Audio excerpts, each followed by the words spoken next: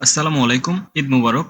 সকলের ঈদের ছুটি থাকলেও আমাদের মতো খামারিদের কোনো ঈদের ছুটি নেই। আমাদের খামারে কাজ করতেই হবে, নয়তোবা খামারের গরুগুলো সব না খেয়ে থাকবে। সো আজকে যখন ঘাস কাটতে ঘাসের জমিতে যাচ্ছিলাম, তখন দেখি আমাদের কলা গাছের গোড়া থেকে কে যেন কলা গাছের চারা চুরি করেছে। এই কলা গাছগুলো আমরা নতুন লাগিয়েছি। মাত্র একটা কলা গাছে কলার বাতি আসছে। তারপরও কিছু মানুষ থাকে যারা অন্যের ক্ষতি করতেই ব্যস্ত। এখন যদি এভাবে কলা গাছের গোড়া খুঁড়ে কলা গাছের চারা নিয়ে যায়, তাহলে কি এখান থেকে নতুন করে কলা গাছের চারা নিবে? কিছুদিন পর এমনি বড় কলা গাছ থেকে কলা গাছের চারা গজাবে। তখন আমাদেরকে বললে আমরা এমনিই দিয়ে দিতাম।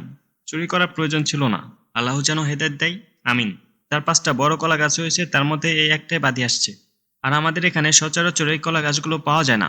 আমাদের ঘাসের জমির পাশে আমাদের মরিচের জমি। মরিচ গাছগুলোর বয়স 3-4 মাস হয়েছে, যে কারণে মরিচগুলো পেকে যাচ্ছে।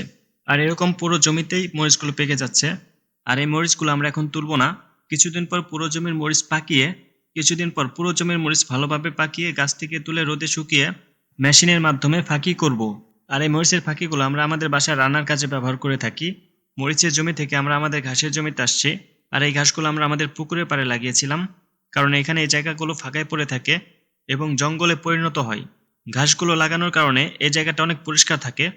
এই ঘাস দিয়ে আমরা প্রায় 10-12 দিন চলতে পারি, যে কারণে আমাদের ঘাসের সংকট তেমন হয় না। আগামী বছর ইনশাল্লাহ আমরা আমাদের এই পুকুরে হাঁসের বাচ্চা পালন করব। এই পুকুরটি তেমন গভীরতা ছিল না, কিন্তু এবার আমরা এখান থেকে মাটি কেটে আমাদের যে নতুন গরুর ঘর তৈরি হচ্ছে সেখানে মাটি ফেলতে হয়েছে, যে কারণে পুকুরটি অনেক গভীরতা হয়েছে। আর আমাদের গরুর ঘরের সকল ময়লা এই পুকুরে আমরা ফেলবো পাইপের মাধ্যমে।